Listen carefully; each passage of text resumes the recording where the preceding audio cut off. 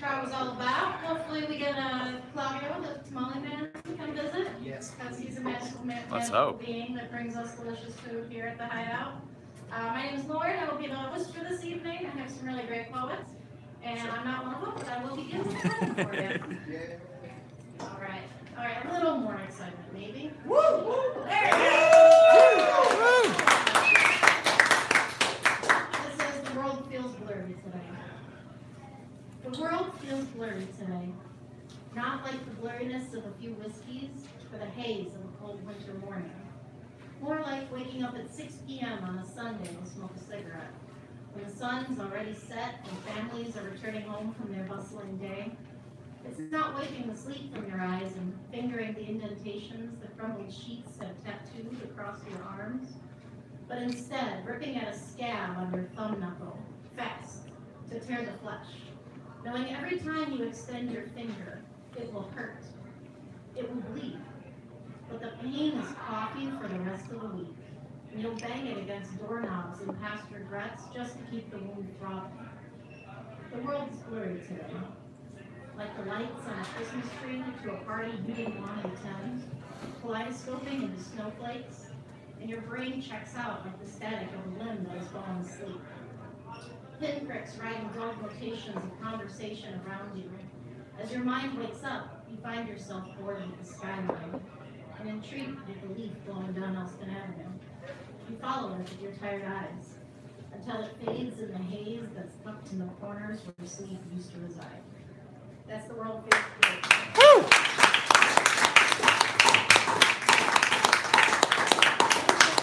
I think that poem is really appropriate for today. It's kind of muggy, it's not cold and it's not cold. Yeah, right. Yeah.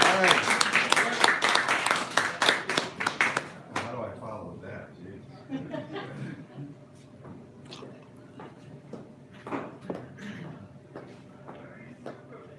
Okay, I have two.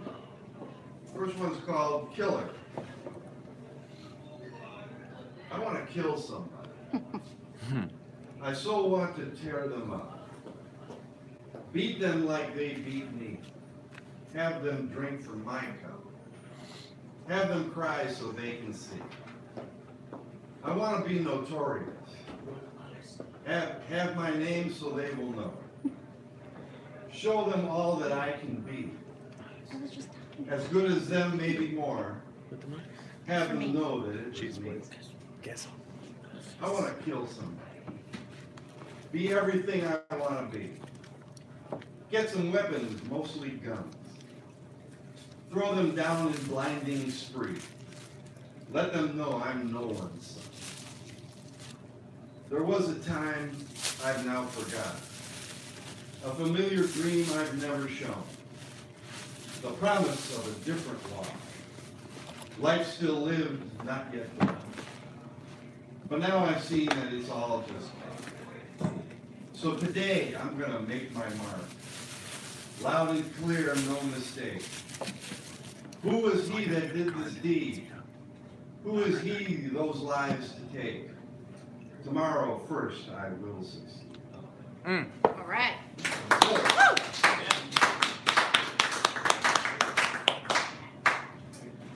This is called Love Song. Poison, a substance with an inherent property that tends to destroy life or impair health. Psychopath, a person with psychopathic personality which manifests as amoral and antisocial behavior. Terrorist, a person usually a member of a group who uses or advocates terrorism. Vile, wretchedly bad. This is your friend to me. All the above my way to see. Few can incite such wrath and ire. Few can drive me to the mire. But she is your friend, and I will be with you till the end. So see this person when you will, and I will be there still, to tag along or left behind. Open the door and the sun can shine. All right.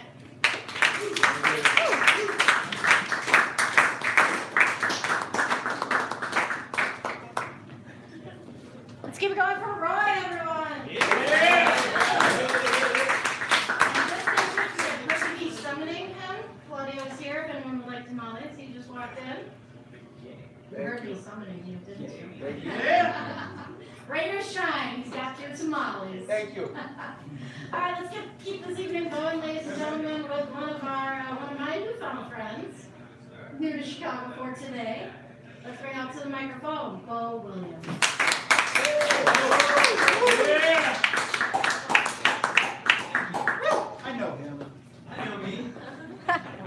I'm Bo Williams. I'm from Portland, Maine, now Galway, Ireland. But I'm actually on a book release tour. So I got a new book out. Feed the Poet. Feed the Poet. So I'm just going to read a couple poems. And hopefully you like it. I find myself eating lunch with my parents and a girl that I really want to marry someday. My parents swear they hear daughter-in-law in her laugh, but this girl's a fighter. Says that family sticks to her teeth like tambourine candy, digs her cavities with the trowel. Soon, holidays will be comfortable enough to become incredibly uncomfortable. All right. It is here I'll teach myself the art of the backpedal. Sometimes we say things we don't mean, or don't mean the things we say. I love you. It slips off the tongue way too quick. A reckless child in Skechers. We often find ourselves in places we shouldn't. Hunched over dirty computer screens or tiny checkered tiles with our stomach in our teeth. It's under the heavy jacket of vagabond bottles and a bottle cap crown. We close our eyes, search for our reflection in our own knuckles, but know for certain that in these places we are never truly found. For those who sweat metal splinters in the hollow seconds after I love you, know that that place should never be awaiting them. If she's not there with confidence in our pocket, she's just elsewhere ready to dance with you. Won't you move with her? Seek her out. She'll be the poodle skirt with the happy feet. So ready to groove, I love you does a mean mashed potato. She'll teach you to dance rubber-legged. My favorite canary stretches her smile from Alabama to Maine. Tells me to look up and hang on with my talons when I start to drown.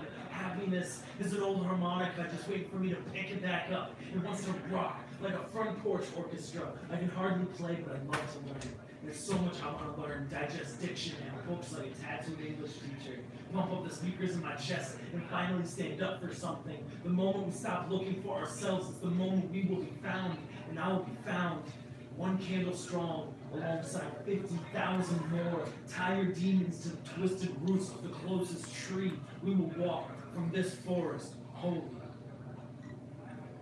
All right.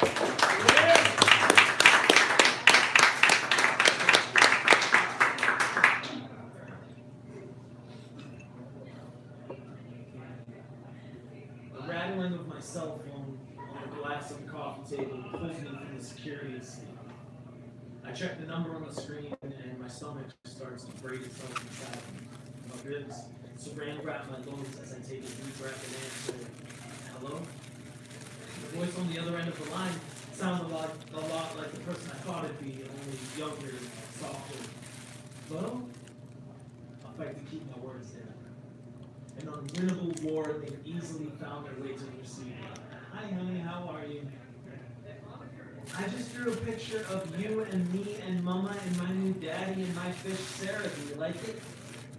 On the other end of the line in the room where we became a family, she sits on the floor, ear pressed to the phone. When you're 4 years old, the world is received on face value. The little mind can't comprehend why Bo's not allowed around here either. She doesn't understand why there's a different person sleeping in Mama's bed. Hey, that's Bo's spot. You can't sleep there, that's Bo's spot. Mama, he can't sleep there, that's Bo's spot. All she knows is that it's been 200 SpongeBob episodes and just as many goodnight kisses since Mama and Bo tucked her in together, and she doesn't know why. I can hear her little fingers plucking this woman's backyard adventure out from between her little toes. Do you want to come over? Now I fight back, tsunami tears. My voice sidewalk cracks as I try to come up with an answer that both her and I can understand, but I know that whatever it is, neither of us are going to want to accept, because it's been 200 broken phone calls and just as many sleepless nights since Mama and Bo tucked her in together, and I miss my little princess. I miss little hugs from little arms. I miss little stories from little lips. I miss a little girl with unparalleled possibilities. Either of us would automatically reverse the tides just to be in each other's lives, but the cards didn't pan out like that. Fate dealt us in, and we both got stuck with mismatched suits. The one-eyed Jack, suicide watches the suicide king, and nobody's left to look after us. But this is where we stand. And things can never go back to the way they were. Hey, honey. I can't come over today, but if you give Mama the picture, she'll send it to me, okay? I miss you. Okay? Love you. In her room, where imagination governs reality, she removes the little plastic phone from her ear, presses the little plastic buttons, and throws the toy back in the arms of her toy bin. Fistful of Crayola, a princess draws her fairy tale family and hopes of a happily ever after.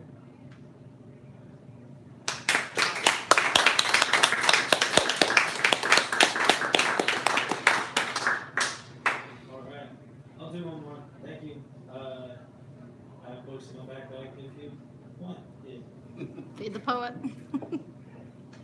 If you were to find me, it'll be next to the seat that I've saved for you. I'm still a bit sober as of yet, though the tap will bow before the pen gives out. If you prefer me pissed, then walk a lap to the bog and back. Won't take but a song or two. A woman will ask if this seat is taken. Her cheekbones will be cupped hands overpoured with freckles. They will spill through her fingers, splash over her shoulders. I will wonder to which god she prays that would let loose such heaven. I would wonder what brilliant clock would stutter long enough to hide poetry in her and the stars across her. I would wonder why words have yet to know my tongue, so I wash it back with a pint. If motivation is to join me on the sesh, may it arrive a sopping baked. May it be draped in the 3 sheets the wind takes for its own. May it kick the loo door down and watch me knocked upon the throne. May it grab me by the ears, stare into my face and yell, is your blood not filled with ink, man? Is your chest not filled with hearts? May my spirit be as saved as this bar stool. May this bar stool grow a lighthouse from its back, steal the breath from your lungs, feed it back to you in beams. Let that which needs to find me do so when it must. May I recognize the sails before it passes into dusk.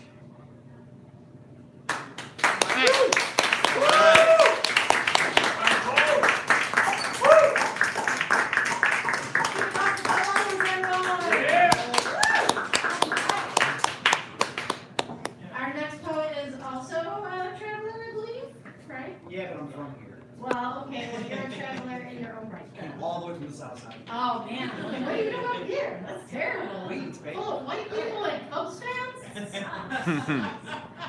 All right, everyone, despite my ridiculous rantings, let's bring up our next poet, Billy Tuttle. Yeah. Thank you, Lauren. Brief bit of business. Those of you who know me know I host, co-hosting one here at the Harvard on Wednesday nights. Come stay up late with us. Bo is doing a mini feature along with our feature, Hannah Williams. Bo Williams, no relation. Nice. $3. List goes out at 9 o'clock. Musicians, comics, poets, all that good shit.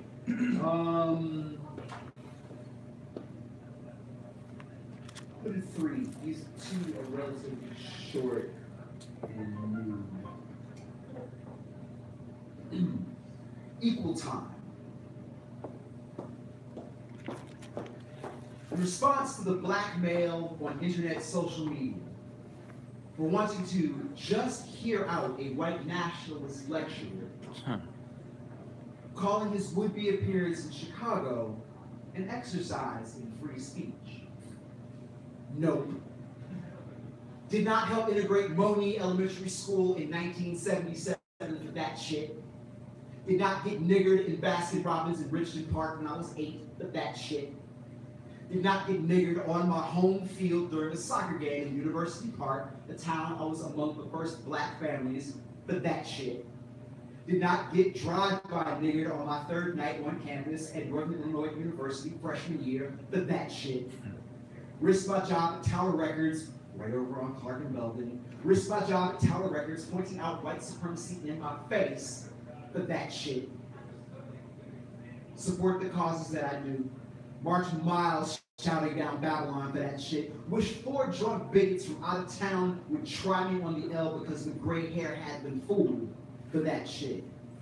Raise my child, be a decent uncle and mentor for that shit. Oh, and live through this institutionalized shit, humanity, dignity, challenged on a daily basis, yet you bring respectability to the village.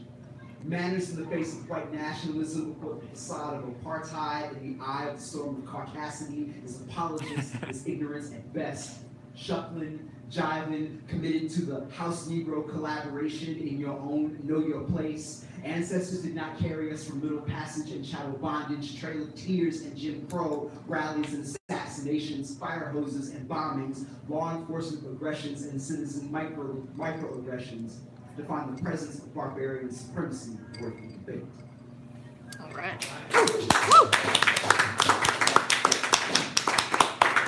Thank you. Written last month for National Poetry Month.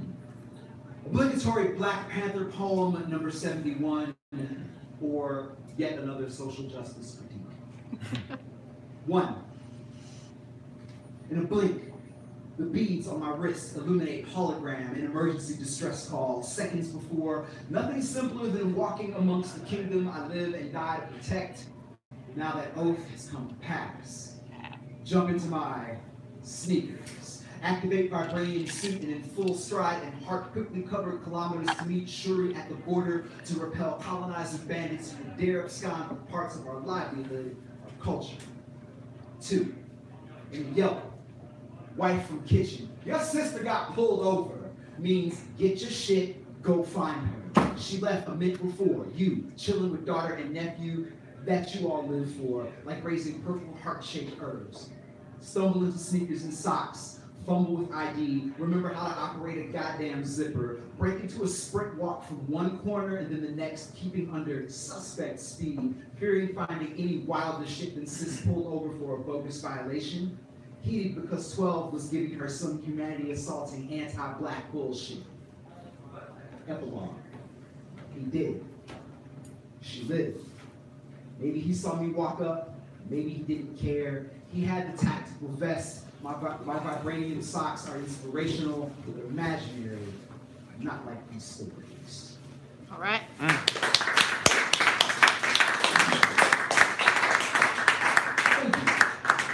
I got a bunch of crap to tell in my bag too. We can talk about that later. It's very kosher. But I will do a poem in one of those books if people might have heard this before. I would like to dedicate this to the curators of the fine boxcar galleries across America and rooftop galleries across Chicago. The craft of motion tagging is a dance with gravity, a battle with inertia itself, rubber wrist, granite shoulder, when the train hits that curve at 30 miles per hour, knees bent, lean with the rumble and sway, maintain your stance and apply that sig even as the operator applies brakes. Olympic balance beam shit. This craft is muscle memory, guiding perfect penmanship even when the lights go out. Block stars will all have trying to paint the moon. These are the fabled midnight marauders. Before the cans and the walls, this autograph session is the meet and greet just outside your bedroom window. This wide tips and stickers ritual is so that you get acquainted with the style. See, we don't want to blow your minds all at once. I know, it's a stupid thing to get locked up for. But I know that it's a stupid thing to lock a kid up for when they're trapped on the outside. Tell me, what do you know about I can't do this at home and they don't give a shit at school? This is how my homies exercise fear of getting locked out of homes their families can barely afford to live in. This is the release of stress from everyday art professors saying, your abstracts contain too much city concrete. Motherfucker, I'm from the city. My name is all I have. This is meditation. Your drab walls need to be covered in promise. This is thank you or middle finger to the art critics. Rock the glove that fits. Here's where the criminals would be artists with propellant under their tongues and fistful of style, all while using 360-degree peripheral vision to scope out rival crews and undercovers looking to blow up the spot. Keep charging them with petty crime. Tax dollars and escalating fares, maintaining this noise pollution, these alloyed carriages, all this iron and sweat. Some citizens autograph it a little every day. It's a better view than advertising and traffic. You're welcome.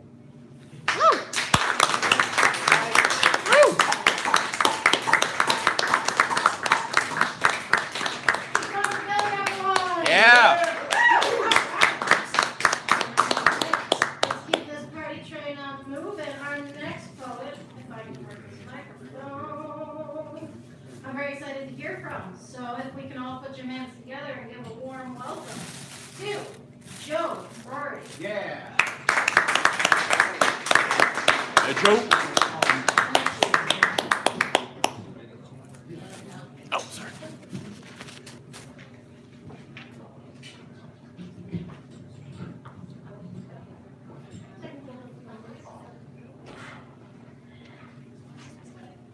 And give a quick hand for Doug Power, our videographer today.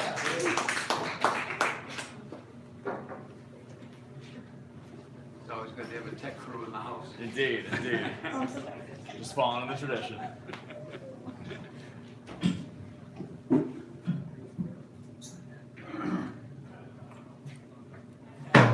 I like doing drugs. I don't like scoring drugs. One day George said, "Hey Joe, why don't you score? You give me the money all the time and expect me to go out and get it. What about you?" Truth be told, I'm not good at doing things. I like to give people money and have them do it for me. One time, I did score. It was so long ago, I don't even remember what it was. I just remember the guy's girlfriend naked in bed while he opened the closet, pushed aside a rifle and a shotgun to get whatever it was. It's kind of like class struggle. Doing drugs, that's the bourgeoisie. Consumers. Scoring, that's the proletariat. Doing the dirty work. Doing the dirty work. Doing the dirty work. And get sick and tired of it until one day they decide to cut you off. Which is why I haven't been stoned in a month. Can you help me out? Yeah.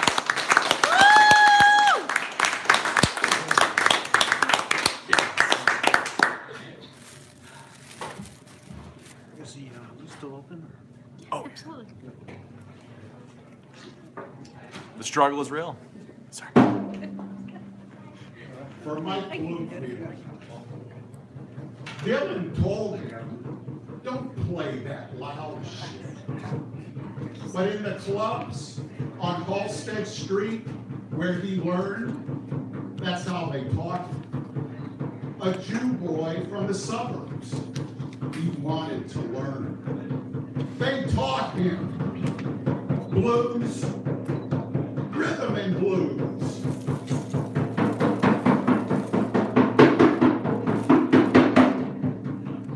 Everybody feels fucked up. It's natural. It's the human condition. Blues. Right. Up from the Delta. Lynchings. Shootings. Genocide.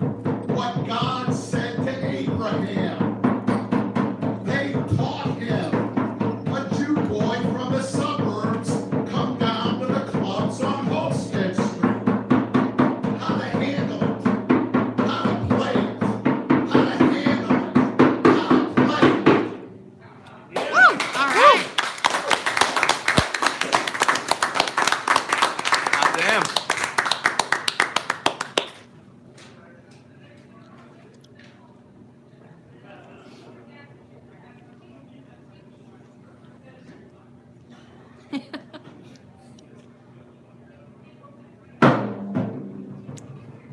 You're the father with a quick temper, a whore girlfriend, and a job unloading trucks at night. I'm your whipped son. We walk past the scouter.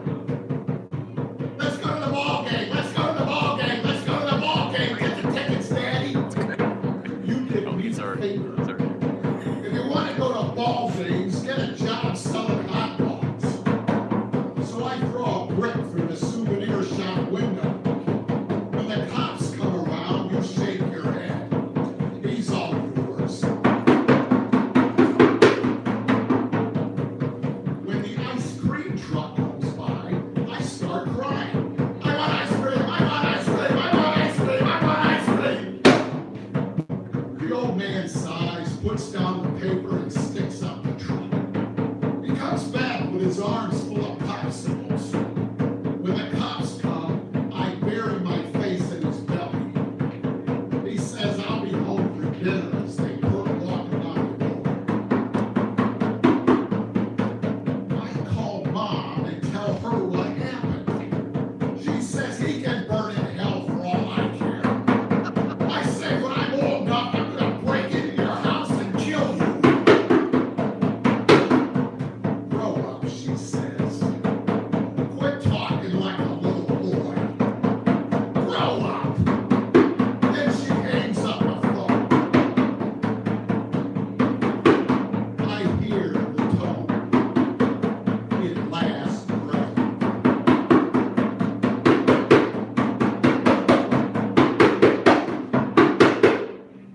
Thank you. Yeah.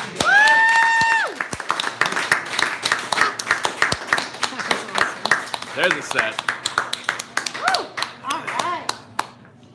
Let's keep going for John Warren, everyone. And all day.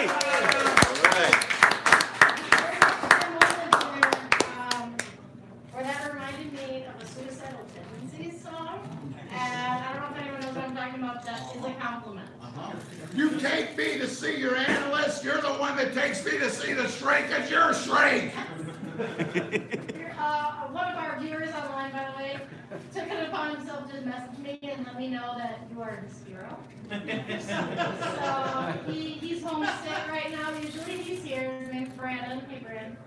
He told me you're his hero. So I would love to commend you for that. And let's give him one more hand. Yeah.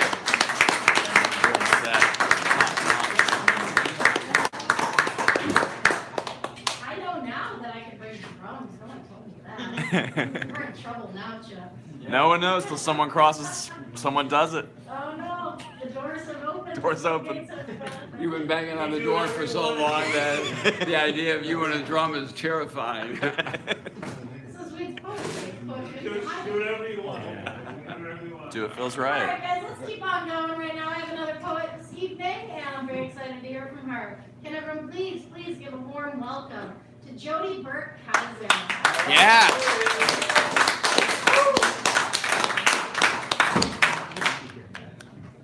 I'm very sure you do. I just guys with Doug, technical help. Oh. Let's keep going.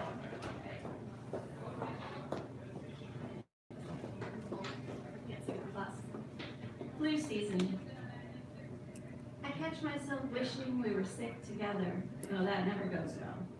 Facing a trial we share in the body, a tangle of limbs, twisted sheets, salt, need a different kind of moaning. None of the pillows are poolside, neither of us remain strong. Weak sips of water and juice pass hand in hand, your breath hot and stale, my turning hot and stale, sun too bright and then too suddenly gone. Bathrobes, feet would hurt when they touch the floor, and I would bring you nothing. No glasses of water or rattlesnake pill bottles in my shaking hands, and you would bring me nothing. No cool cloths, no extra blankets. We would be all we had to offer. Drifting in and out of fever dreams, hands clasped, palms drenched in a hopeful breaking. You would need everything from me, and I would be made of nothing. I would cry and beg for you, though you looked right into my eyes. I would gladly carry infection for you on my unkissed lips, if it meant we could spend a week being nothing to each other. Nothing but next to, nothing but near. All right. Yeah, Jody. This one is my grandmother who met the love of her life at 88. Wow. Cedar Creek Nursing Home, which has neither cedars nor creek. My grandmother is on a big white boat with her best friend Lucy, and they are leaving at a slow tidal drift. They don't know how far they are from the dock, and swimming would mess up their hair. The girl only comes once a week, set it in rollers. They each tip her a whole quarter. Their mothers raised them not to act poor. When dinner is served and it's good, they each think the other one made it. Dorothy, these are just the best biscuits. Well, they should be. It's your own recipe. Just a little more butter. Butter never hurt anyone. When the food is bad, they remember, this is a boat, and they complain. How expensive the cruise is, how poorly dressed the passengers are. They swear they are never coming back. A young man chases them down the corridors, bringing cardigans, lost glasses, false teeth. They wink and blush and giggle together about how good his butt looks in his white uniform. I love a man in uniform, they say, remembering the bearable part of too many wars. But I've never had a sailor, Lucy sighs. Well, you just go on and get you one, my grandmother tells me. I've never known them to run, chase them just right. Each day a little further out to sea. They hold hands in church, planning to go outside and skip rope if that preacher ever shuts up. Some days they remember only whose bed is whose and who's about to flush. I'm worried about your grandmother, Lucy tells me. Yesterday she went on up to the store and left the stove on. When this cruise is over, she's going to have to just come live with me. My grandmother tells me the cruise is taking too long. She worries the captain has gotten lost. The winds are so strong we can't even go up on the deck. All the doors are locked.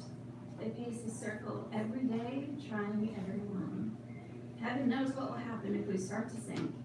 But when this cruise is over, I'm fixing the sewing room up for Lucy. We'll live there together when the boat finally carries us home.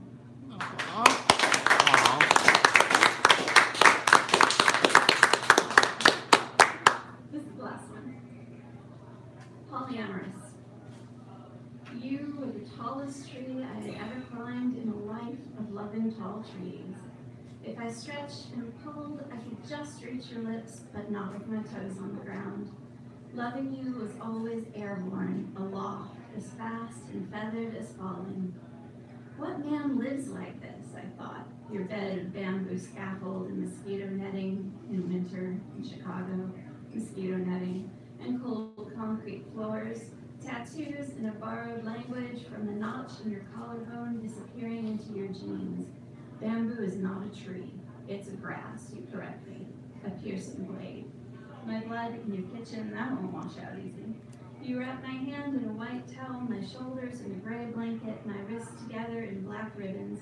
You tie a key on a string around my neck, afraid I would lose it. It's a backdoor key, you say. I've already given away all the front ones. Yeah.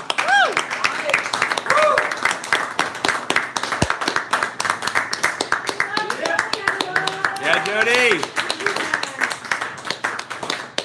I would love to see that piece about your Rambler as a series. Like, I feel like that would be like something I could binge, like it's a Netflix show. Yeah. Like, what'd she do today? Did they have carrots or peas?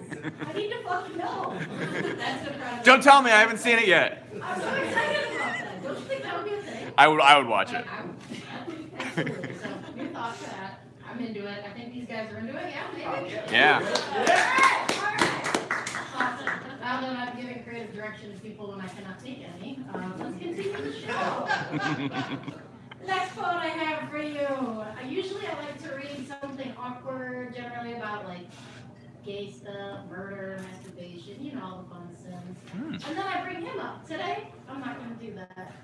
So, if we can all give a warm welcome to the Reverend John Carter.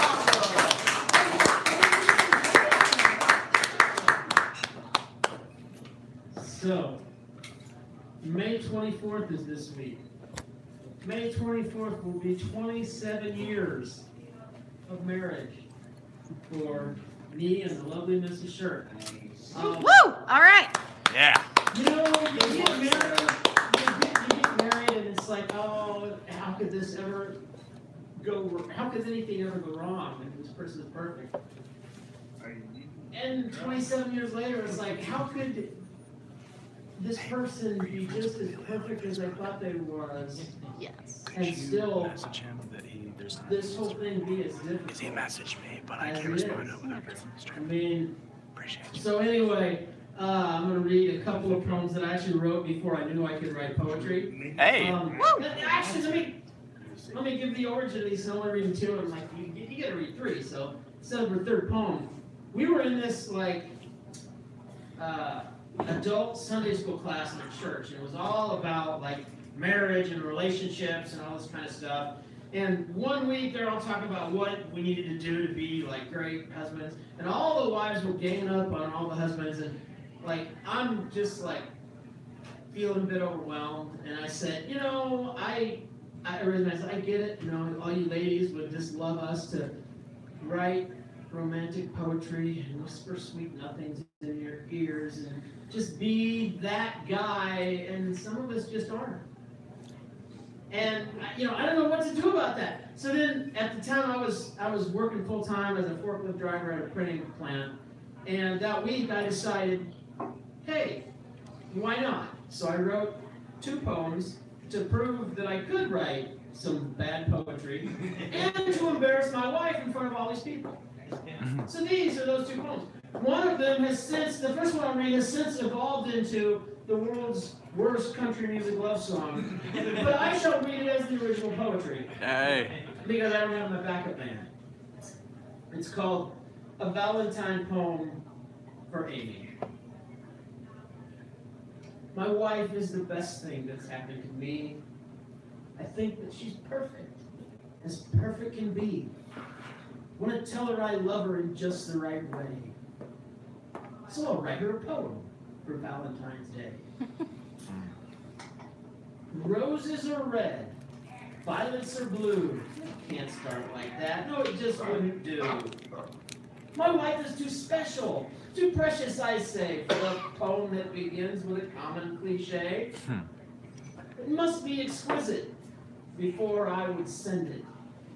I'll write it so well, she'll think Shakespeare has penned it. I'll fill it with romantic gobbledygook. My kids, if they read it, I'm sure that they'll puke. They'll think that I've lost it. They'll think I've gone mad. I doubt that they'll even admit I'm their dad.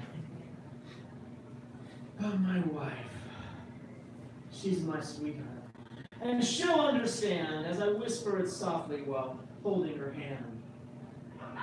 I'll recite my verses, I'll lay my soul bare. She'll listen intently and know that I care. I'll tell her mere words can't describe what she's worth, and just to be with her is heaven on earth. I'll tell her how lovely and charming I find her.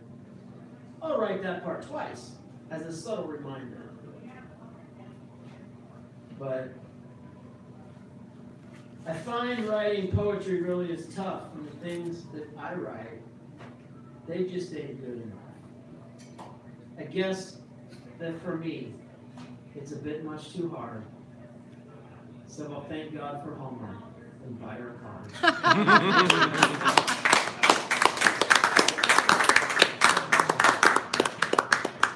And this second one is a love poem from a wannabe poet.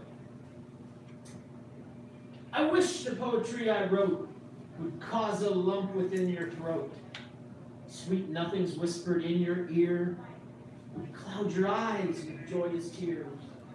But every time I start to write, I find that I just ain't that bright. A poem that's fit for such as thee must come from a better poet than me. And so I hope these words will do to simply say that I love you.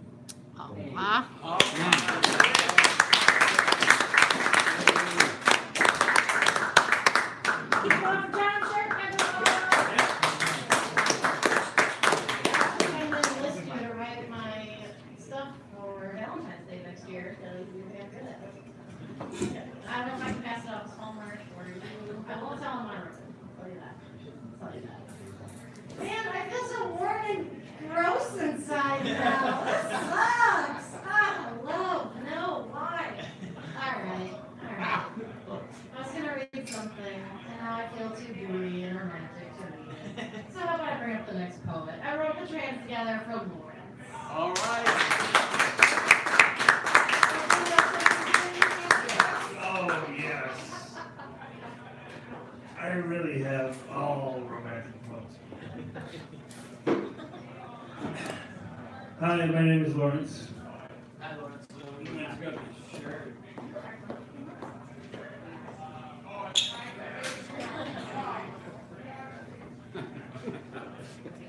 Didn't realize we were in for a dance as well. Yeah, Man, I know, a little exactly. striptease. Wow. Well, Here, bare your Here we soul, go. baby. Titty bar! Titty bar! Titty bar! I love you. Titty bar! Titty bar! Titty bar! I hate you. Love is so far away. The camera makes me stay. Fucking titty bar. All right. Woo! Continuing the theme. We'll go to the theme. Just coincidence here. I got a million It was poems. John's wedding poem. This one's called Bondage on the Road. And I don't think I ever wrote it. Ever read it live. All right. The inaugural reading. Bondage on the road. Scenic thrills travel through her dark brown eyes. She ties me up. I'm in the back seat. She takes me for a ride. Down the winding road, down the mountain, we swerve and turn. She drives fast. We coast through the vineyards. We drive toward the sunset and crash in the jungle. She wrecked her new car. I hit my head on the windshield. I'm a perfect driver. I have no violations. She told me to shut up.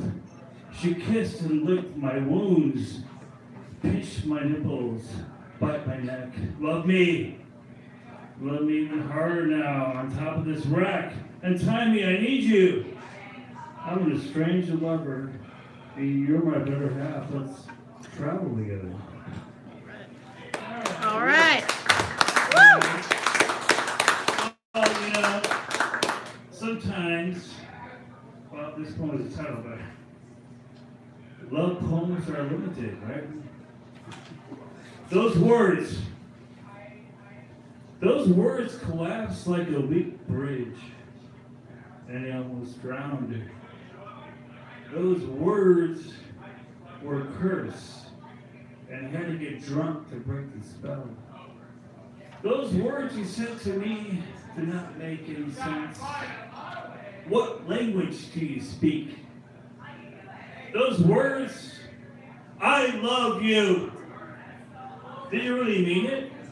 Or were you just fucking with me, literally?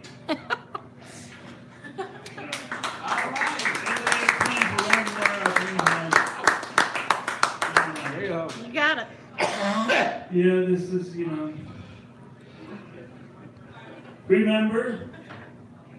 Remember walking on the beach, along the coast, and the campfire? Us listening to the waves talk, breathing in the sea air, and the campfire? Do you remember walking on the rocks, climbing the driftwood, falling asleep in the fog, and the campfire? You got so much sand in the car that day. Your cheeks are rosy red from the sun. And the campfire? Do you remember that moment on the beach by the campfire where we made love? That's it. Thanks. Okay. Cooking, baby. Cooking.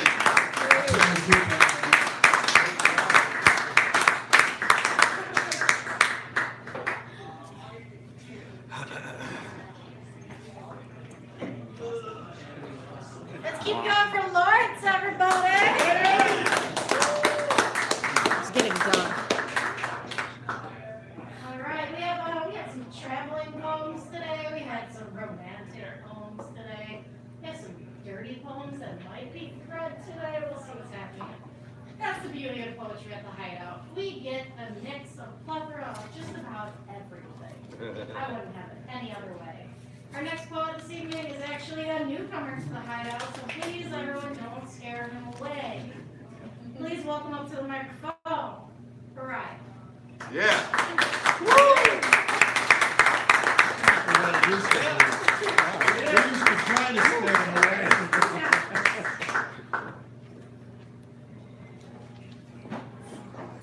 This hero. All right. Let's go.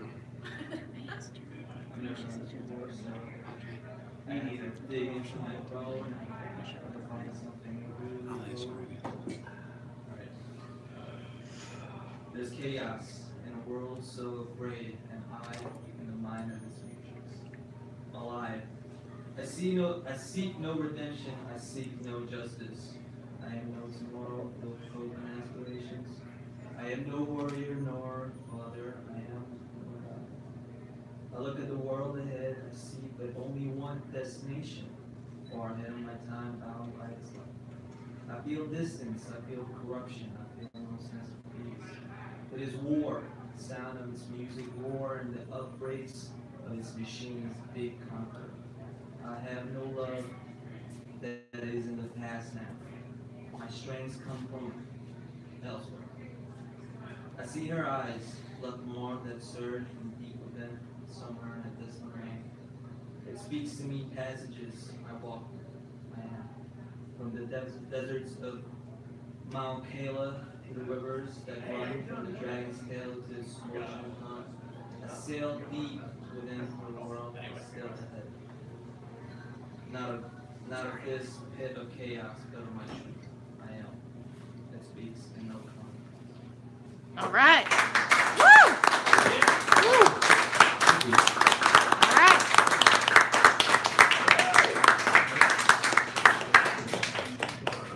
Let's keep going for it. Yeah. This is very easy thing to get up here, right? It can be done. That was amazing. If I could tell you the story about the first time I wrote a poem on this microphone, I don't know how they invited me back. Emilio, welcome. Welcome. Our next poet, ladies and gentlemen, if I can tear him away from his technology for the evening, he is actually our videographer. He will be streaming this on YouTube. Yeah, we're streaming right now. We're streaming on YouTube. Tell your friends. I don't know how they're gonna go. That's happening now, apparently. I think it's called live. Yeah. If everyone could create a... Okay. All right, thank you, Mark. No, this is my cohort, my co-host, and a wonderful, wonderful poet. Please welcome up to the microphone, Come to Pistol Power. All right. All right, everybody, it's a pleasure and a privilege and a pleasure to be here. I'm Doug Power, the man who needs a new line, so I'll go with that one for now. Yeah, so honored to be here tonight. Thanks everyone for joining us live on YouTube. Zeus's wife. Thanks for joining us live on YouTube, those of us that are following us on YouTube, and thanks everyone for being here in the physical world. It's a beautiful place to be. We're here, we're present, we're sharing the same oxygen, if you think about it. Maybe that's gross to think about, I don't know. Sorry, put it out of your heads. You all have your own separate oxygen cancers. We're not really here. It's all a dream. Are we living the dream or are we dreaming the life? Little column A. Yes, good answer. Good answer. Here's After the Light, and I hope you enjoy it. We went tiptoeing into the lovely afterlight, and when the moon came out, pulling water around for no reason, and confusing the animals, we were already over it. We had left our old selves in drawers and offices, and stuffed behind bookshelves and libraries, and hanging from lampposts and black and white film serials, and thrown out of windows and off of rooftops in gestures of grand and lavish indifference. We emerged through the mouth of the sea. The air was hot and salty, and our youngest friends suddenly seemed so much better and cleverer than we would ever be. Still, we grew tan and gorgeous under the hot lights.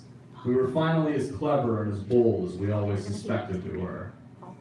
Then we died again, the middle death, the ugliest one, and we collapsed in the sand and were eaten by crabs.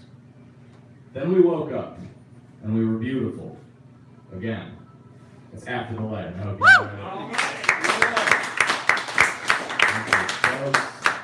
And I just got one more for you tonight. Short set, I'm not going to wear you out. This is Dr. Duck, and I hope you enjoy it. I just need to write some more poems, is what it comes down to. But I got this one in my back pocket. Dr. Duck. Message composed in haste under considerable environmental noise. Please forgive. Dear Messieurs and Mesdames, in regard to your earlier inquiries, I have to say the following. I am running towards explosions all the time. Against the advice of my college therapist, I have opted not to kill myself. I have taken your criticisms into account, and have decided to burn my life down, as nothing in it has yet worked, and move to Asia, as I have heard wasps are at a slightly higher premium there. No, I don't think I'd like to serve as a smitty aboard a steamship, as your father once advised you to do before expiring. But thank you for externalizing your anxieties onto me. I'm available for that anytime. I really have no idea what's going on in my life. I contacted Dr. Duck, R.E. Some guys have all the luck. He advises slow food and mindfulness meditation.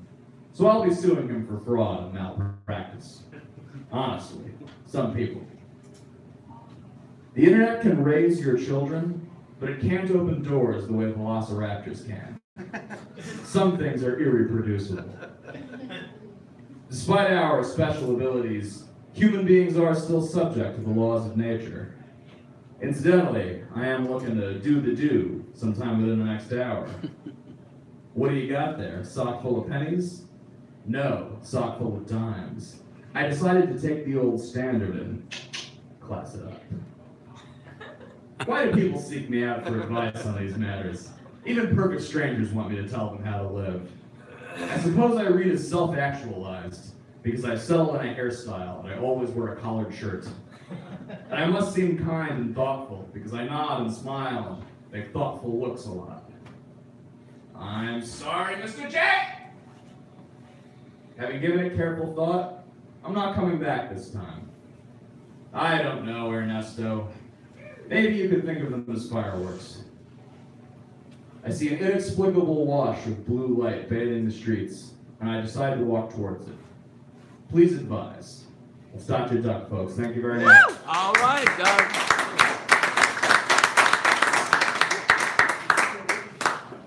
Keep it going for Doug, everyone. Significantly taller than me. Just a scotch. I have on 5-inch heels. Just a too, scotch. So there's that. There's that. Oh my goodness gracious.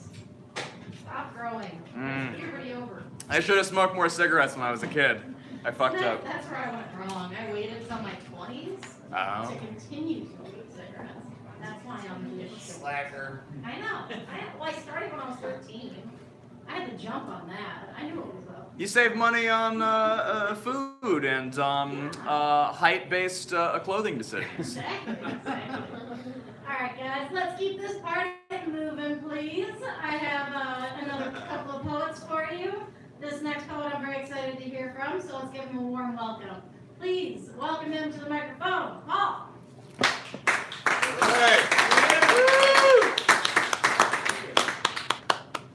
All right, let's these poems. Somebody come to poems.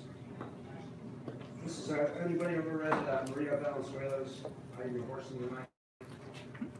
No. Sorry. This is to. I will. Chain. When they figured you out, when you're like a bug crawling to beat something, but they figured you out. Chain.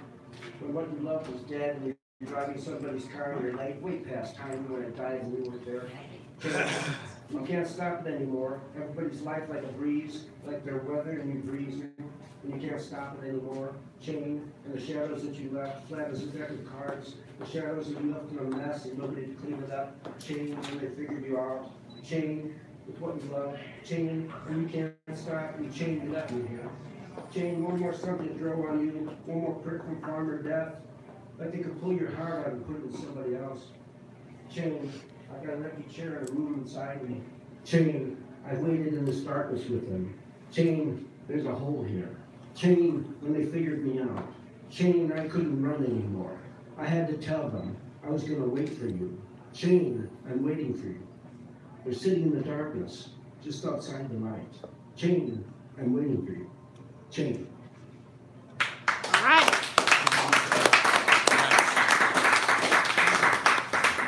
This is when you take like 6 beers and a whole bunch and try to recreate 2.5 martinis. Glider. Glider, the sun beat apple filter of trees, beauty's body that burns. Glider, the twist in the sunbeam that's burning through the filter of leaves. Beauty's body became the trees. Beauty's body burning. Glider. And sleeping my heels on the grass, and it's how you put your shoes, matching that ankle next to mine. Just sleeping, you and I on the summer's grass. Glider. Don't metal diamond plate carousel, the painted button bars. You keep turning faster. If my head in the center, you want to jump on. Glider, glider, glider above me. Your left arm gives out. You hum and you don't have to like that anymore. Glider, the sun beats on the bed sheets. Glider your lips with mine. Glider, like the light was a river, all the light. And when it left, it made a riverbed. Glider, like we nailed ourselves dozens and dozens of boxes, and when we opened them, they were filled with our hands. Glider, glider, I carry your pose and cherry I am in the lip of my hands and soul, when you spin glider, glider, glider, we carry all the light we can, to the water, glider, the sun beats down through the filters of the leaves. All right. Yeah.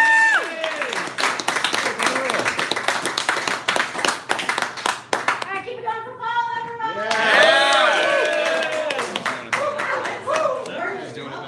Oh, hell yeah.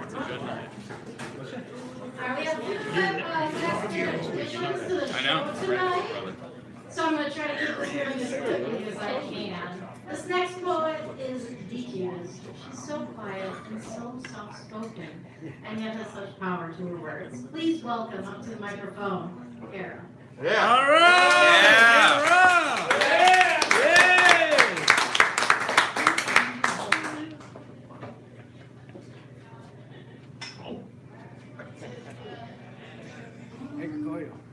Can you guys hear me? Yes. Yes. Oh my God, your illegitimate son.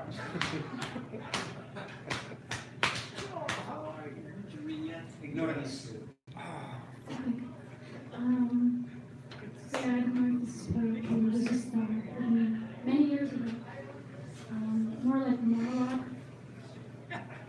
Like every sleepless night that she spent, Saraya went outside to talk to her only friend Ziz. The secrets of my heart have not as yet polluted the bliss of this world, where people are filled with so much misery, O Ziz. There is so much that my heart wants to know, and such less burden it can actually bear of truth.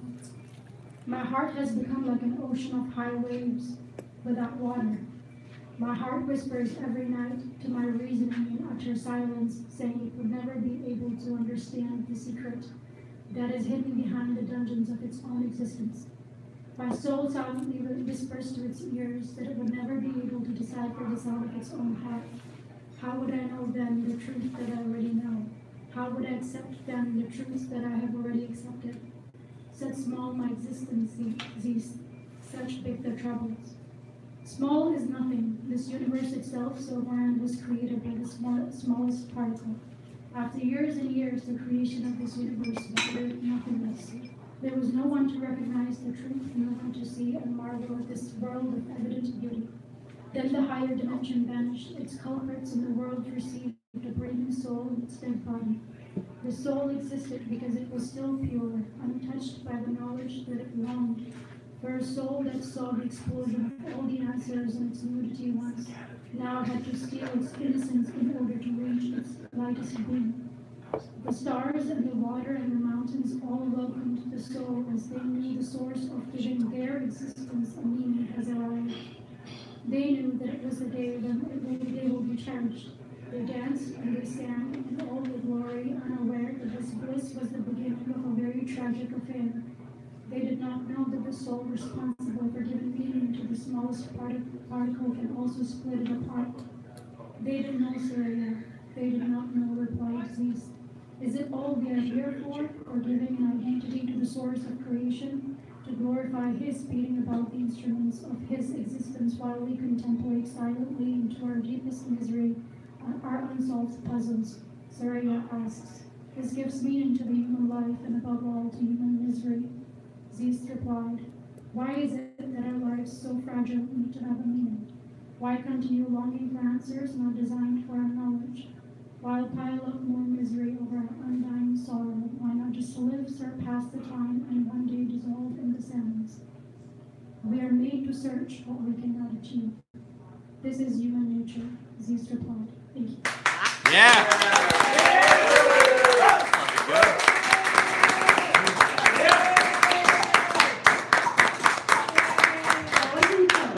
Yeah. Let's keep it going for her, everyone.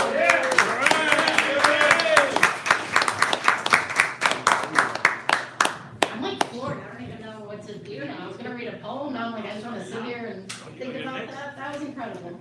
Yeah. I have two more poets for you tonight, and I'm gonna do one more piece. So bear with me while I do that. Do your This is thing. a little bit older, but I was inspired by one of the previous poets that read tonight to read this as well. So this is Thoughts on a Thursday. I have all these feelings to spout about mainstream media. Some may say I'm an angry, vegan feminist, but others may say I feel ya. I'm just getting, thank you. I'm just getting so sick of the headlines on magazines telling me to cut 3 inches off my waist, declutter my closet, stop receding hair lights, and hide my cellulite. It's an uphill battle, and I'm ready to fight. I'm a poetry writing, whiskey drinking, soy cheese eating, literature dissecting, cocktail throwing, couch napping, veggie growing, dog snuggling, mean mugging, rainbow wearing, constantly swearing mess of a woman. And I'm a fucking delight. It's hard being told you don't fit in any circles, diagramming yourself to fit the Venn they see, but I'm not done yet. There's so many more atrocities. So if gay women don't wear red lipstick, if bartending isn't a real job, being vegan won't save the animals, and poetry is for pseudo-intellectual hipsters, what is it exactly that we're all doing here? It's easy to buy into what we're supposed to be, how to walk, talk, dress, act, and think, and which damn bathroom to go in when we have to pee. But there's gotta be something more than the shadow-dwelling, sexist, racist, homophobic, xenophobic, ageist, blind hatred, perpetuating vile stereotypes, building each person against their neighbor, just because we're different. We're allowed to be different, not tolerance, acceptance.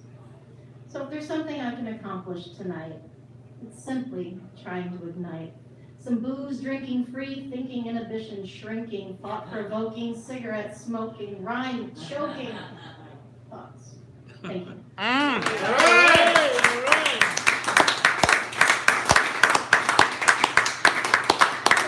feel like this night has been like a roller coaster of emotions with these poets, so I had to kind of bring myself in there and put a laugh out there. Otherwise, I'm gonna start bawling and be like, everyone has so many feelings. So, on that note and on that note alone, may I please welcome our next poet up to the microphone, Emilio Maldonado. Yeah.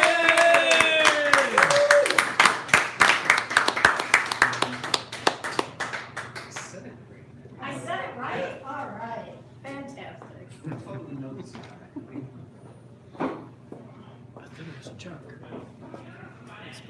I knew Emilio before he was cool. I knew Emilio before he was Emilio. When he was Mario. Or Armando, whatever the fuck the teacher could mispronounce. Armando. Like I always knew it was me when she just started struggling. Emilio.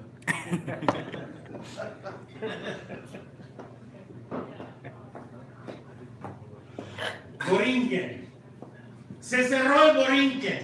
El Borinquen está cerrado. Hasta el yunque me lo van a cerrar. Ya me quitaron el Surgeon of Fades. Me quitaron el sabor del lechón.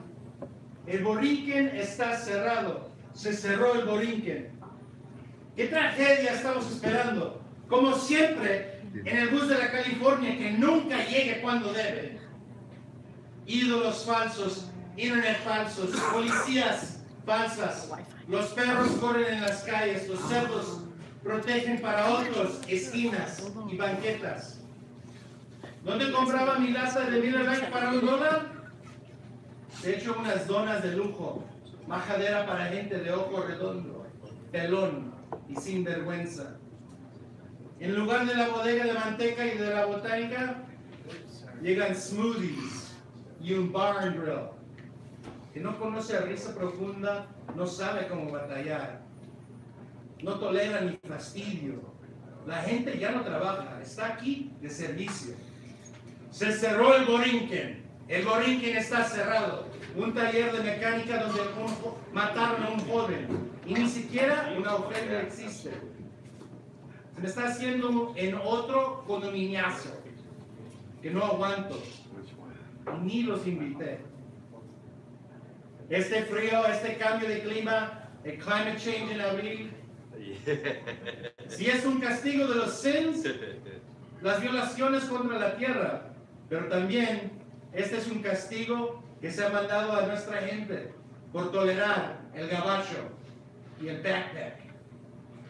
Esos huevones de la cultura que nomás saben 5 de mayo, pero no saben lo que pasó en mis historias, ni las de ellos mismos. Hablando de déspotas cuando ellos mismos son los terroristas de todo el mundo. Se quitó la lavandería, el laundromat, y ponen otra cafetera que se quiebre en 6 meses porque no es suficiente trendy. Caminan en nuestras calles con su pelo rubio, sin vergüenzas con sus perros con colas altas, sin vergüenza haciendo a nosotros pasar por el otro lado de la calle, de la ciudad, con sus juguetes, disfrutando de mi vida y de nuestras vidas. Se cerró el Borinquen. El Borinquen está cerrado. ¿Qué nos pasa, Humboldt Park? Los vendidos han ganado. ¿Dónde más nos queda?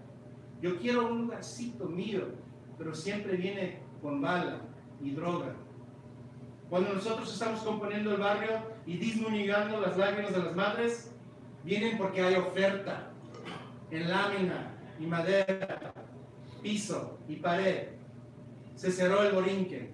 El Borinquen está cerrado. Nuestras calles están rotas, se ponen horrible. El bus sigue corriendo cuando quiera. Mira, ahí viene el California. ¡Qué milagro! Solo ha pasado 1 hora. Las calles le faltan ambiente y música. Están frías estas calles. Se cerró el Borinquen. El Borinquen está cerrado. Las mochilas, los gabachos con sus reglas bien rectas y lindas, puras reglas de ellos. Se me está acabando el abril, pero era muy frío para un raspado. El castigo. Se cerró el Borinquen. El Borinquen está cerrado.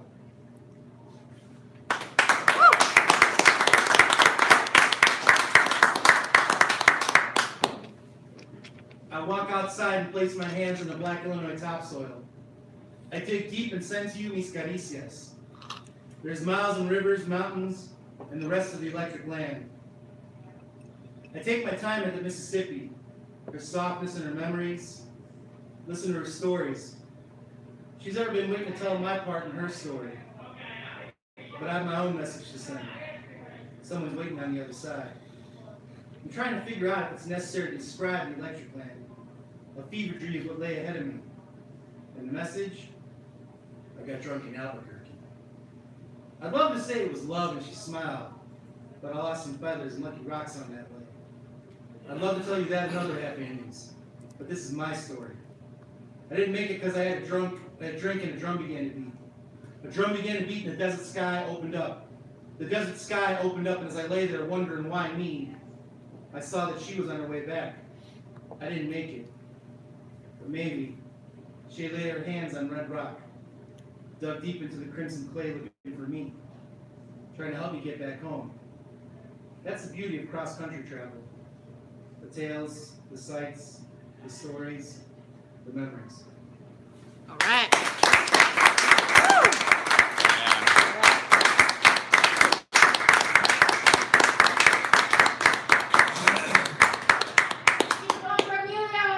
Yeah. All right, our next poet I'm delighted to bring up. He is, as you may have noticed, our photographer for the evening. He will make you Facebook famous. True. Weed's Poetry at the Hideout on Facebook. The photo will show up Wednesday-ish, right? Tomorrow? Man, he is more on top of it than I will ever be. Can we please give the warmest of welcomes, Mr. Chuck Wager.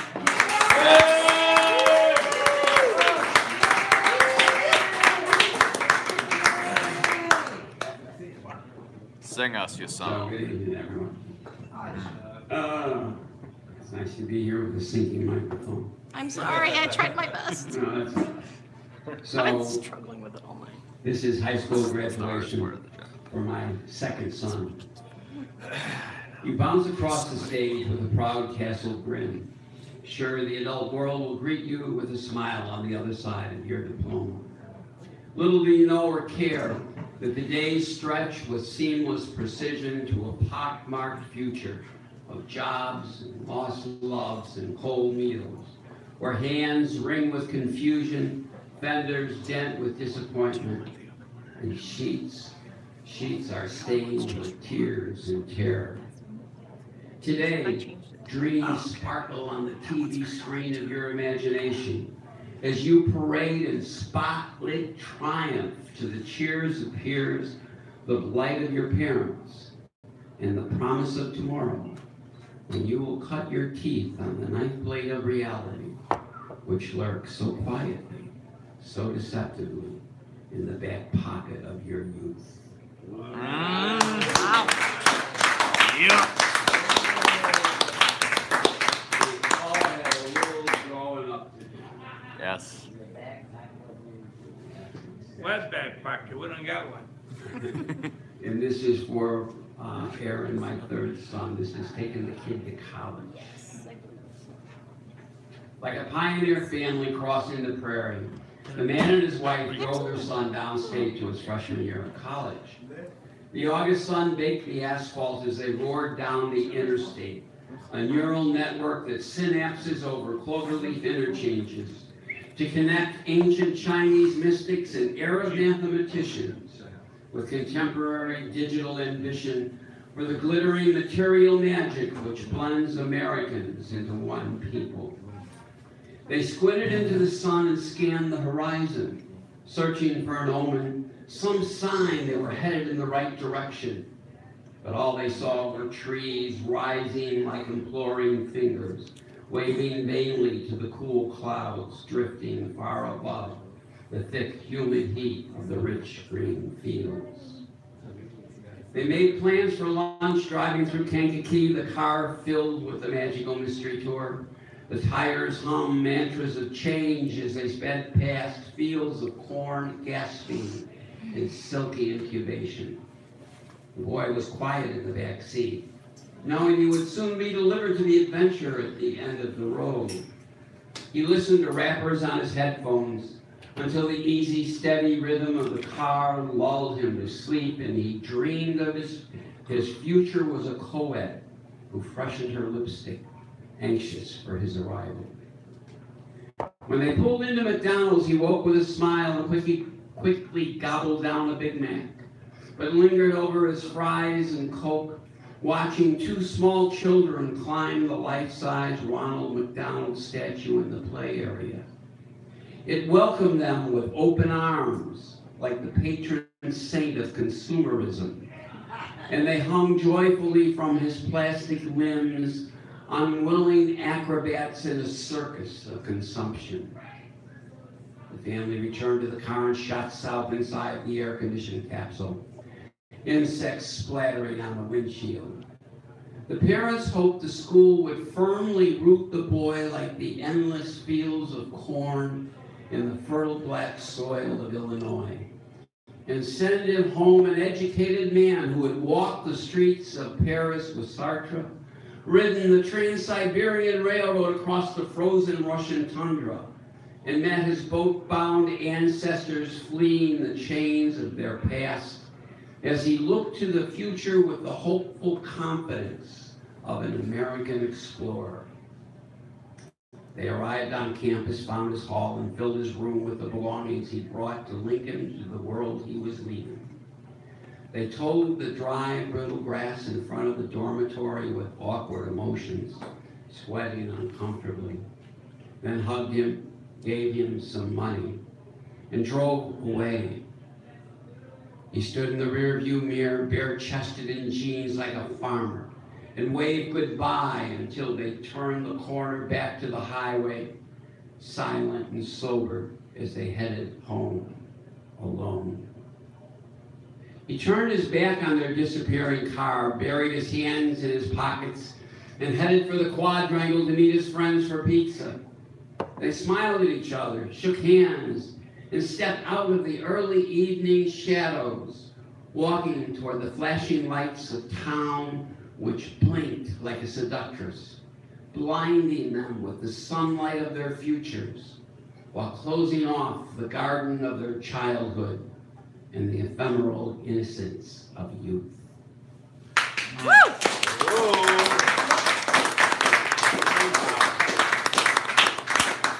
I was planning on reading that, and then Jody said that you guys had just taken your son out to Denver for his first home away from home. It's something we all go through.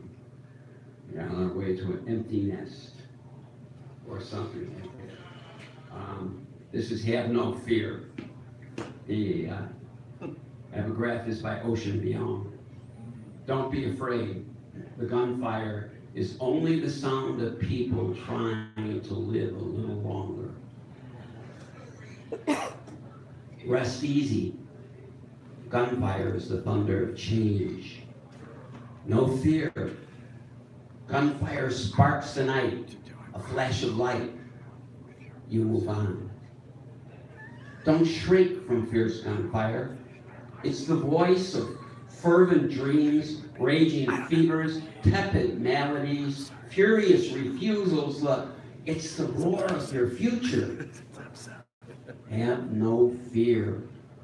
The gun is your fist, a menacing name, redemption from castrated mornings and the conquest of midnight despair. Don't be afraid. Don't be afraid. The darkness covers the blood, the bullets, the tears, the metallic aftertaste. There's nothing to fear. It's morning, and the sun only seems harsh. Thank you. Yeah.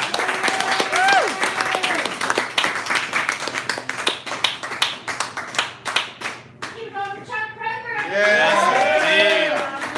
Mr. Kramer. Kramerica. We're trying to sell our shit. You said or America? I said Kramerica. Oh. That was You made me or America. or America. Going with that, we're going with that. I have two more poets for you, ladies and gentlemen. This is a latecomer to the game. He watched, he said, man, it looks like they're having fun up there. Yeah. I want to get up there and lead.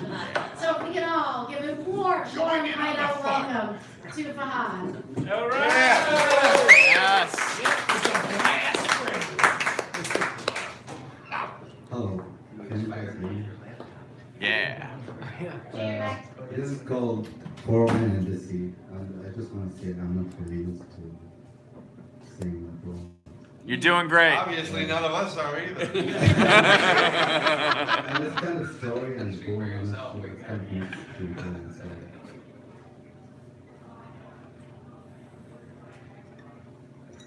The sky spoke to me the only truth about what I can find in the sea. I had to look for it once, and only once I find it, I will rest for good.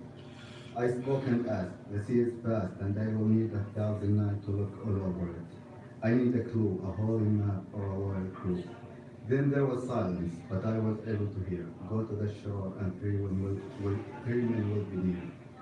I ran to the sea with one shoe on, and there I found two men. One had a white beard, and the other was too thin. How are you going to look? The one with the white beard asked. I took my clothes off and told him I'm gonna swim. He laughed at me and went away. I looked at the thin man and said to him, you better stay. He nodded his head, and we started swimming until the sun went down, and then we both started to drown. I drowned, but under the water I found everything I was looking for. Every answer to every question I've ever asked, every wish was granted here, and every dream has become real. I was overwhelmed by the scene, so I started shouting, all men should drown, all men should drown, but my voice couldn't reach. The thin man managed to swim back to the shore, thinking that he survived.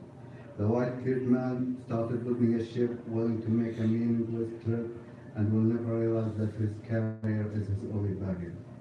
I started walking under the sea and saw angels and demons make a love. I stopped and asked, aren't you supposed to be in a mighty war that has no beginning or ending? They laughed at me and said we were pretending. I kept walking, then I noticed there was not a single trace of the human race. Not a healer, not a dealer, not a believer, not even a believer. Then I remembered, 3 men the sky spoke of. There's one member missing. So I looked up and said, 3 men you promised me, and only 2 appeared. Were you fooling me, or did I mishear? Then it showed him to me, I wish it never did. He was lost far away from the sea, and will keep looking for it until he's dead. Wow. Yeah.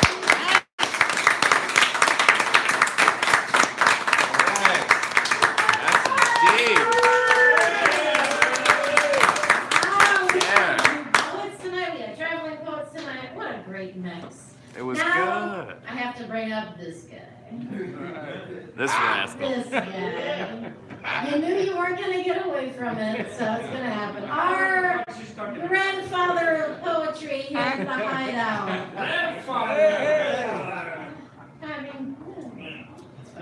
As a compliment. Please welcome to the microphone. Paterfamilias. Gregorio Gomez.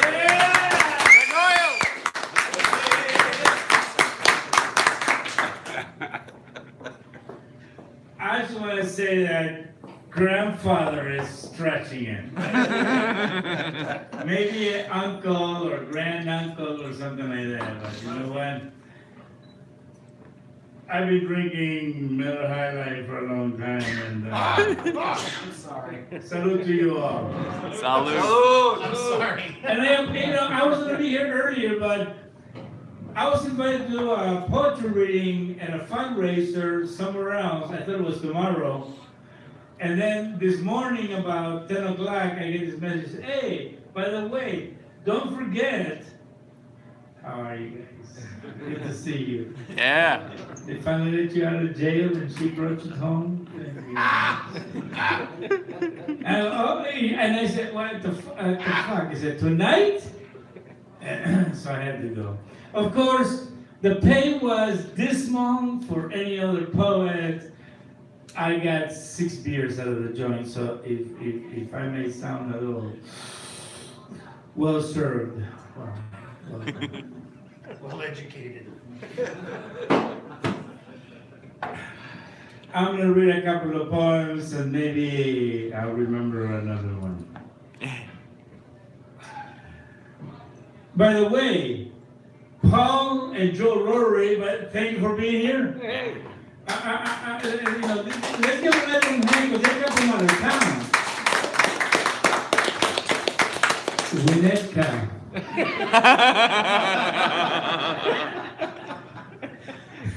They finally crossed the Illinois, the Chi-Town border. It was horrifying. Oh my God. Did Joe do his poetry with his drums? He did. All right, man. He could not. You know what? He could not be here at the Hideout and not doing his poetry with his drum. Otherwise, I would have been pissed off. Even though I was not here. But it's okay. Wake up! Wake up! Does anyone know where your sleep is? It's Wednesday. The world returns to normal. The traffic din develops a crescendo, and there is thirst in you and yearn for more. The alarm breaks the silence of the dreamers. The darkness breaks the silence of the dream. The child of global warming baffles the mind. An empty and discarded heater box lays in the alley, while breakfast in someone's household sizzles in the pan. or the last of the strawberry jam is straight from the bottom of the jar, and you rewarmed yesterday's coffee because you like it dark and strong. It's Wednesday, not just another Wednesday. It's this Wednesday, the Wednesday after Tuesday, the Tuesday of thought, reflection.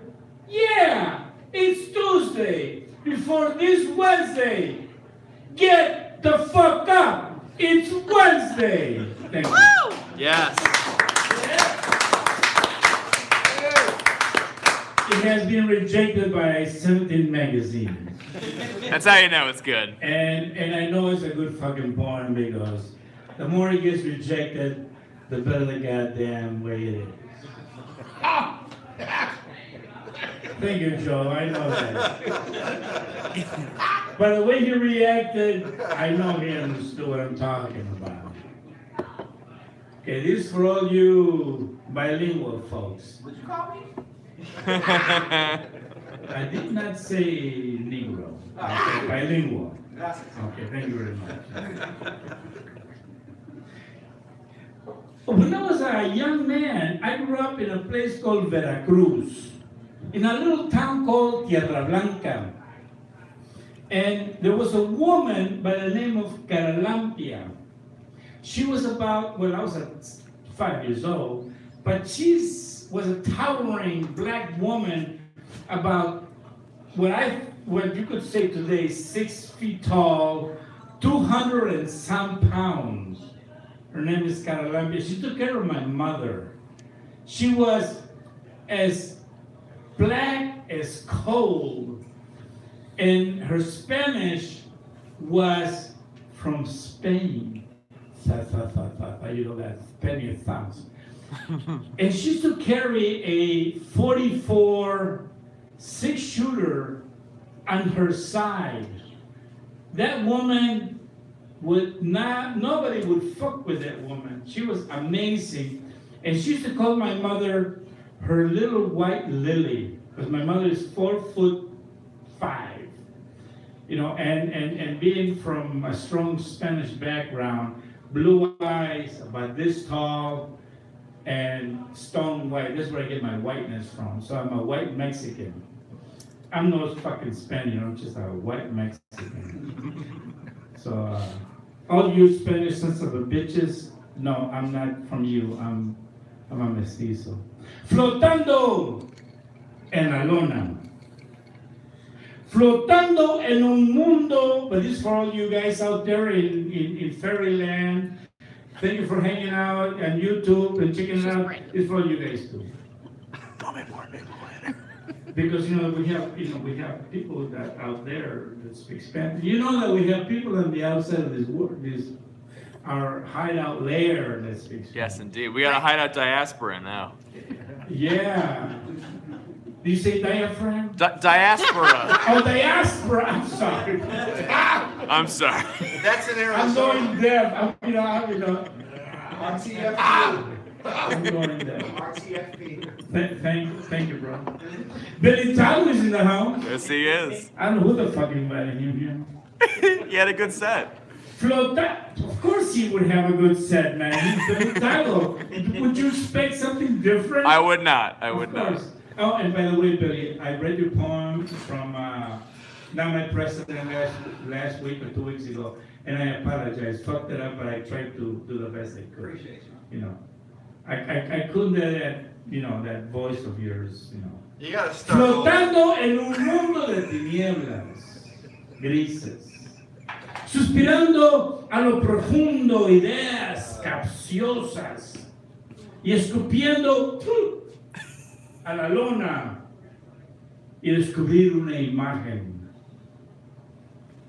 capturada en un ambiente sonámbulo árido, mientras el cántico de un pajarillo amarillo es una serenata de libertad.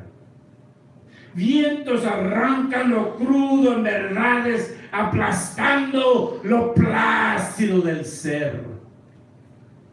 caminante sobre arenas rojas sin huellas, expresa creatividad volcánica en el nacimiento de su visión.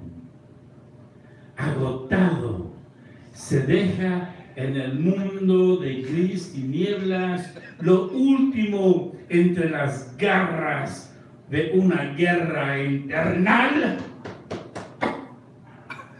y se entierra el pincel en el corazón. All right. Woo! Breaking my heart. Breaking my heart. Yeah. Poets cannot be poets without being rambunctious sons of bitches. And I'd be glad to be your daddy.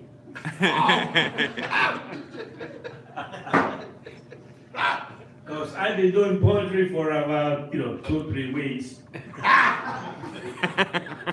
Where did Grandpa go?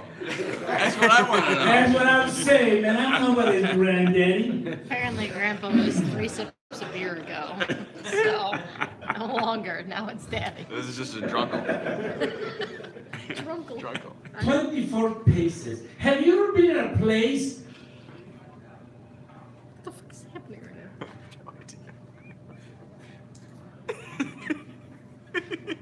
And all you got is 24 fucking paces? What I have is called it's called jail. Oh, I wasn't there, I'm just thinking about it. Wrong start, wrong poem. 24. I've been drinking all night long, man. I mean, I was at this other place. They were giving me this IPO that is, they were giving me this little beer in glasses like this that were Belgium. IPAs. Heavy in alcohol. Yes, Belgium. Belgium? Yes. It was fucking me up, man. I didn't Yeah. even have to drink tequila for that shit. And I was like, here, have another one of these. Oh, and I'm like, little glasses. I was like, oh, fuck. The street flashes back, illuminating the silence of the eve. The stainless steel chill keeps comfort in company as I crave for a cigarette. The cup of coffee is an hour old, but hold to it like a talisman. I look at the timepiece. It reads 8 o'clock. I look at the timepiece again, and it reads 8:02. And the street light changes red to green to red. But where the fuck is the traffic? The red to green and green to red. But there's no fucking cars anywhere. A diesel engine gurgles.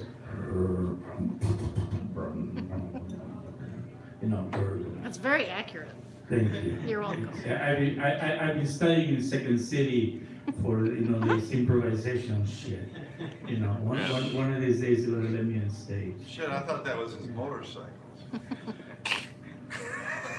Coming from a biker, my brother Harley Cruiser, of course. By his bike, he goes.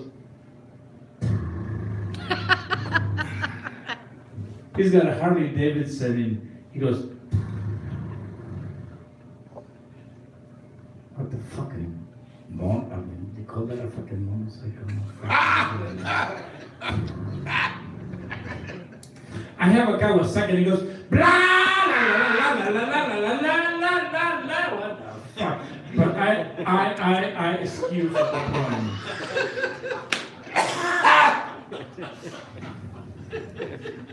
A diesel engine gurgles to my left, spewing a faint plum Someone once asked me, what does plume mean?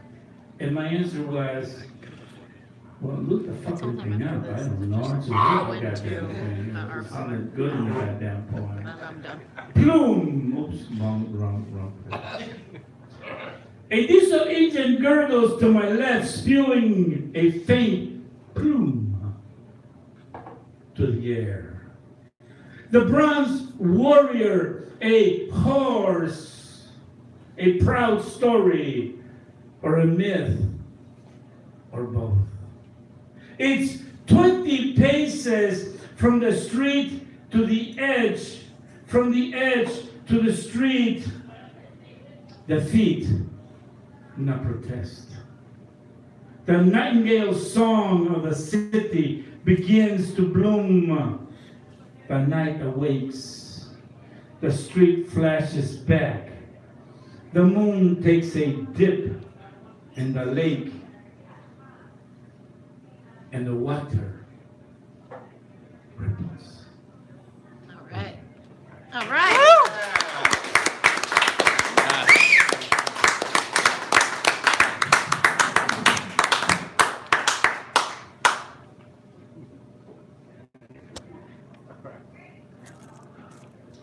As a poet, I must adjust my testicles.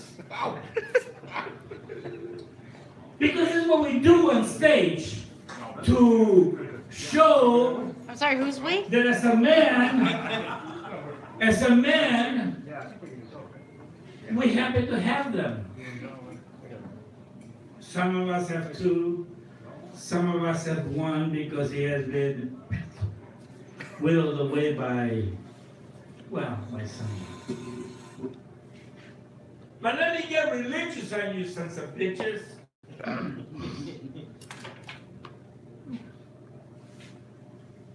And if I forget the line, don't forget, just throw it out. I got you. Our Father who art in heaven, hallowed be thy name, thy kingdom come, thy will be done, on earth as it is in heaven. Give us this day our daily bread, and forgive us for our trespasses, as we forgive those who trespass against us, and deliver us from evil.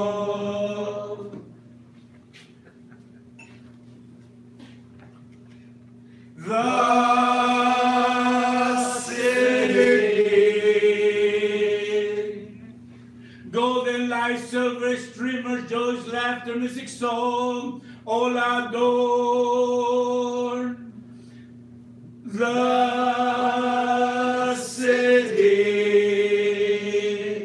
The parades, masquerades, the politicians, Christians all around, do-gooders, flash their smiles plus miles of sympathy. A symphony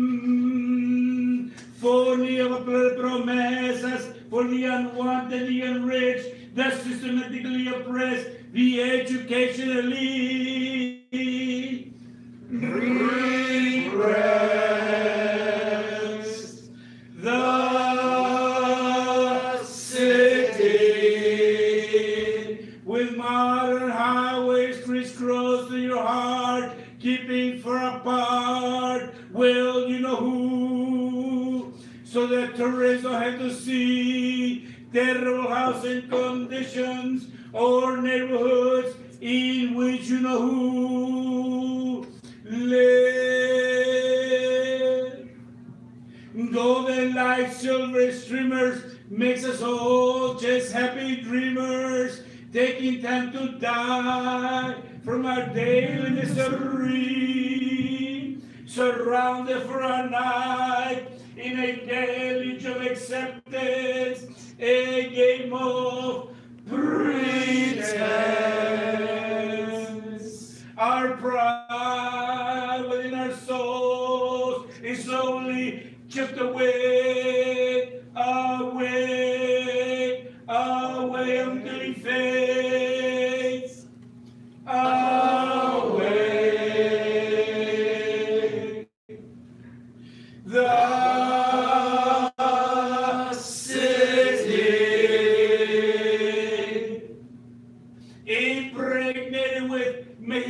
Hispanos living in the urban rural barrios, which will no longer be, cease to be barrios. The renovation, rejuvenation is not for them to enjoy, but for the son of the oppressor. No matter.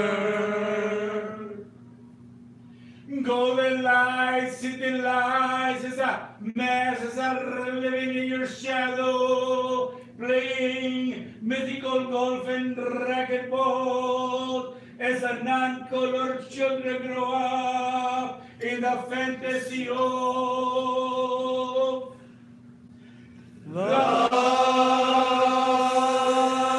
the city.